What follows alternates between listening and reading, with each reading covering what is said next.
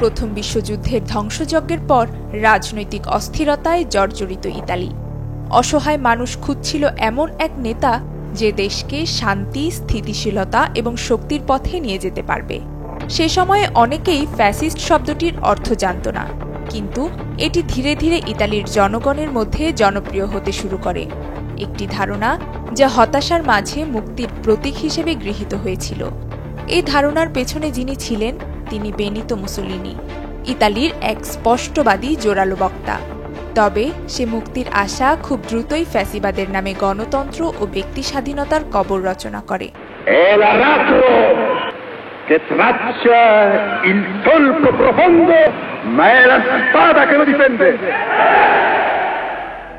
মুসোলিনির রাজনৈতিক জীবন শুরু হয়েছিল সমাজতান্ত্রিক মতবাদ থেকে।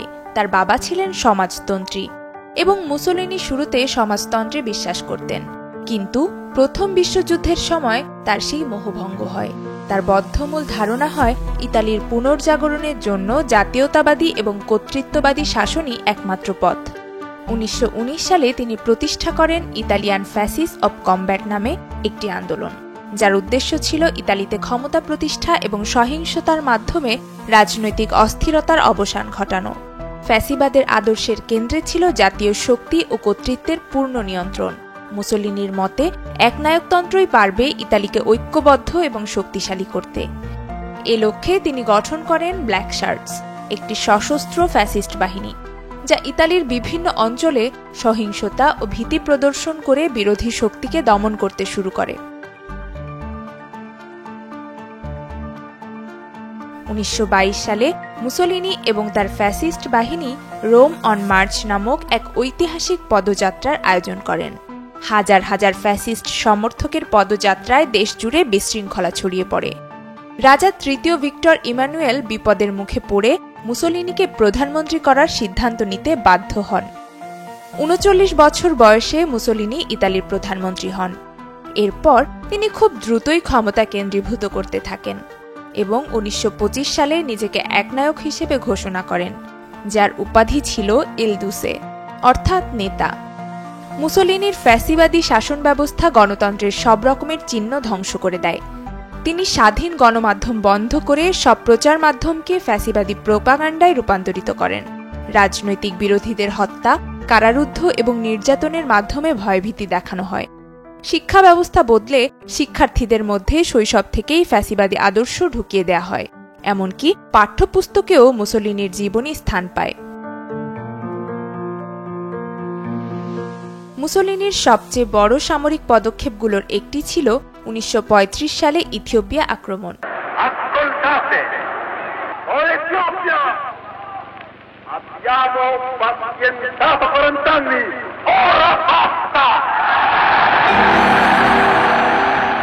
যেখানে রাসায়নিক অস্ত্রের মতো নিষিদ্ধ যুদ্ধাস্ত্র ব্যবহার করে তিনি জয়লাভ করেন।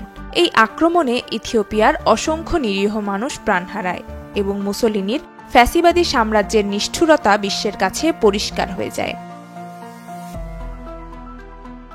মুসোলিনির ফ্যাসিবাদ আদর্শগতভাবে জার্মানির অ্যাডলফ হিটলারের নাৎসি মতাদর্শের সাথে মিলে যায়।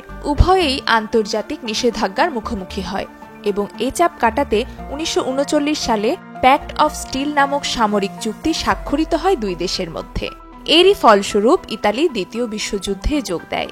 কিন্তু যুদ্ধে মুসোলিনির দুর্বল নেতৃত্ব ইতালিকে পরাজয়ের দিকে নিয়ে যায়।